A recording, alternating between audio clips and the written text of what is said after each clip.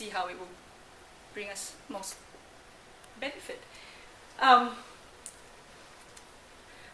sure you've all heard the importance of listening to our community and asking the right questions. One thing though that I've noticed is that online, not enough people ask questions. And if they do ask, sometimes they don't ask the right ones. And they wonder why no one ever responds to their Twitter, or why they get ignored. Their blogs don't get comments or anything like that. I find that the more we ask questions, and it's not just like, so what do you think? It's not just that. It's actually phrasing questions in a way that you actually do want to know the answer to those questions, if that makes any sense. I find this especially useful, for example, if trying to get feedback, like just yesterday, I was restructuring our website. So I'm doing a restructure of Connecting Up's website, and I thought about social media, and I said, we're putting it in different categories, and I said, is it under technology or PR marketing or what? So I posted that question on Twitter, and I got a lot of answers, which was fantastic, because I suddenly getting some feedback from people, and then the discussion started as well, and some of the things that I wouldn't have probably thought of myself would come up, which is fantastic. I think that's the beauty of Twitter, and that's the beauty of having online communities. Even just now with Noriko, just the other day, I think about a couple of months ago, I was looking for a photographer for our staff photo shoot, and Noriko suggested this photographer, and he came, and he was good, really good, gave us really good price. Photos came out great, and that was just based from Noriko's suggestion, and that was even before we met each other, isn't it? So yeah, we didn't even know each other at the time, and she just gave me that suggestion. So all these things can come up, and I'm sure you've got a lot more stories that you can possibly share. And this one with collaboration, I know for example that doing things on our own will never be good with online communities. Like, for example, when I started Adelaide Bloggers Group about 1,000 years ago. What was that? When did we start? Maybe about, yeah, I think it was about 2008 as well, wasn't it, Steve? Yeah, so because at the time I was sending out feelers with Lee and asking questions, saying, oh, we don't have any meetups, we're not getting anything, because I said, oh, I was hearing all about meetups overseas, but we never have one in Adelaide. So I said, oh, let's get together. It's like, oh, we're not quite sure how we're going to get there. But I did that. I did the first meetup, and it was about 4 people who came. 2 of them are my friends. And your mom. Yes. And I was like really, really disheartened at the time. But a couple of people on Twitter were trying to encourage me. Said, no, don't stop. Just keep going. I think that was the first one was in January, and I did another one, I think, in maybe Feb or March. Yeah, I think it was March, and there was about maybe 8 or 9 people who showed up, which was a lot better, and started. I think Steve was in one of the first ones. Were you there? I think it was that one with Cafe. The High Street one. Oh, the huge one. I think that was in April. That was an April thing, wasn't it? That was an April. Yeah. That one.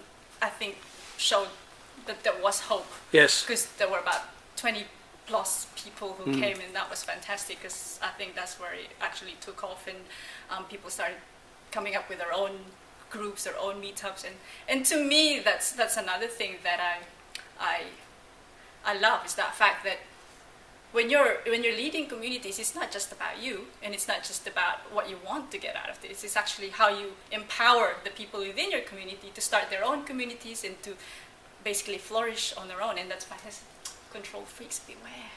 Because if you feel that you actually just have to own your community, and that's just you driving everything, then it's really not going to work. And I guess that's also one of the reasons, for example, Adelaide Bloggers have somehow sort of stopped, because I was mostly doing all the organizing at the time and just couldn't cope with it. So definitely having people helping organize all these things would really be fantastic. And probably last but not the least, this is one of my favorites because I love that geographical locations all gone when it comes to online communities. We can have communities from, I guess, here to Timbuktu, doesn't matter. Do they have broadband in Timbuktu? I don't know. I think they do, because I'm in contact with someone from good. Timbuktu on Twitter. Oh, fantastic. And I think they do, yeah. All right, so that is true. You can make one. All right. And for me, for example, with B5 Media, that's doing that. We were based in Toronto, but there were 3 of us based in Adelaide. Based in Australia. The co-founders are 3 in Australia and only 1 in Canada, but we're based in Canada. But I guess the great thing is that when you do these things, and you have to have a global perspective in terms of doing that. That's why I think Social Media Club Adelaide is doing a right thing in attaching ourselves to Social Media Club, which is a global movement, because it will get more support, it will get more, I guess, feedback, we'll get better responses and all that kind of thing, because we are attached to a global community. And I think it's the same thing with as well with Connecting Up Australia, having TechSoup Global as our partner helps us as well with building our community and building better resources and better information and share. So, and yeah, that's about it. So if you've got any questions, I'm just opening the floor for discussions. Fantastic, thank you. Brilliant.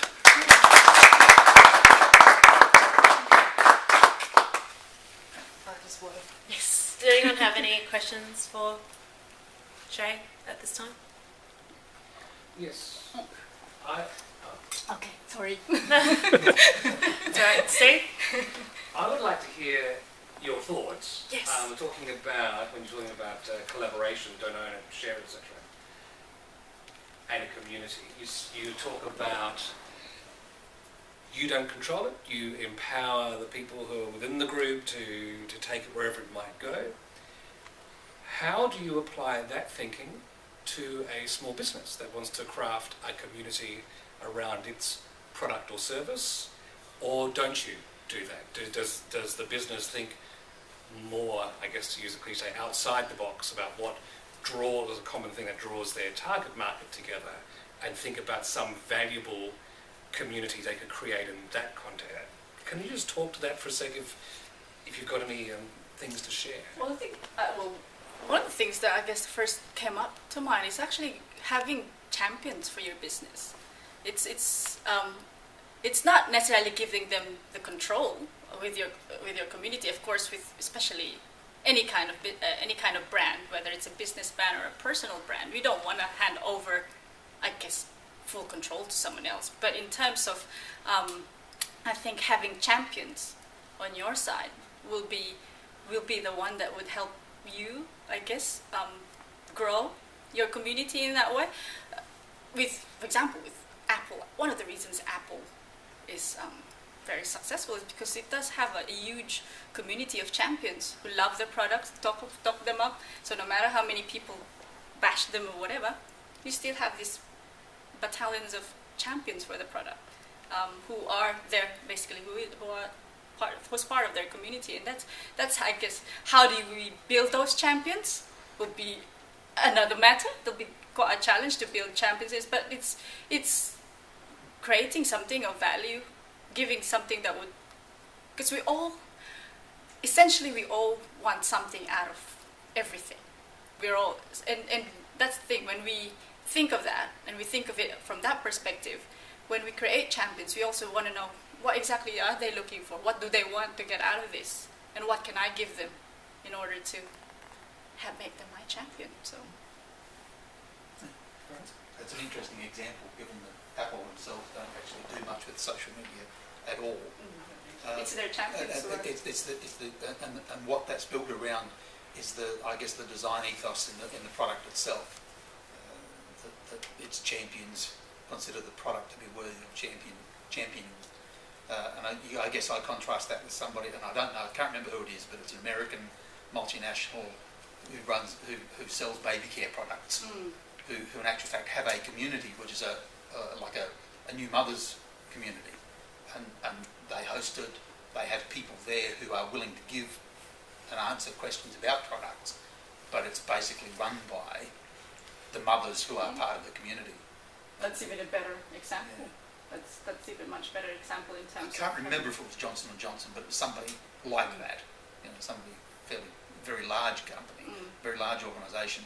But they set up a community. They don't push the products, and it's not product based. But obviously there is a common interest in what they are selling and what these parents are talking about.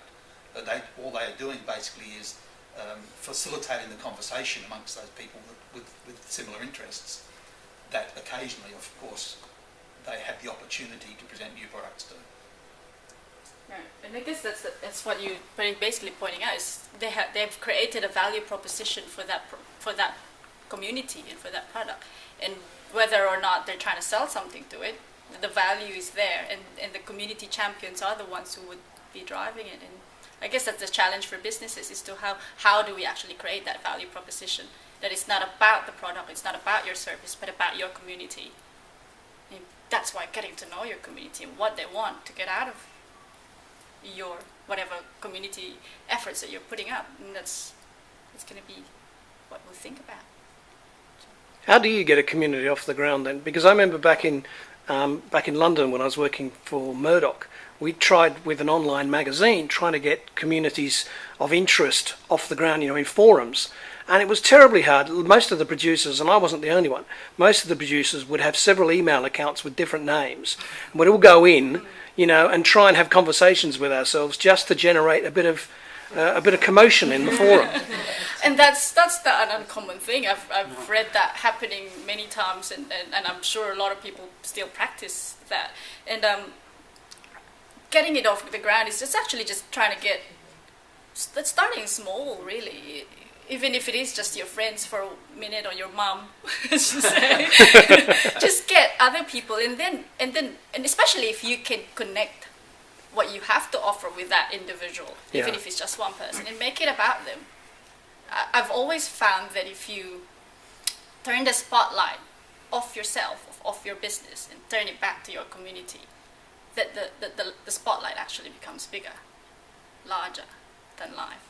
And that's the trick, because a lot of businesses and I guess even people in general, we have the tendency to put the spotlight on us. We want to be the star, but really, if we want to build communities, we want to turn it over and make other people the star. And I think of communities as a people platform. Your people, what kind of things do they like? How do you give it to them? How do you make them talk about the things that they like to talk about? And generate it from there, rather than what we are interested in, what we want to talk about. I think your issue there might have been the product. Sorry? The issue there might have been the product. Yeah, the product was dodgy, and so was the producer. That could also be a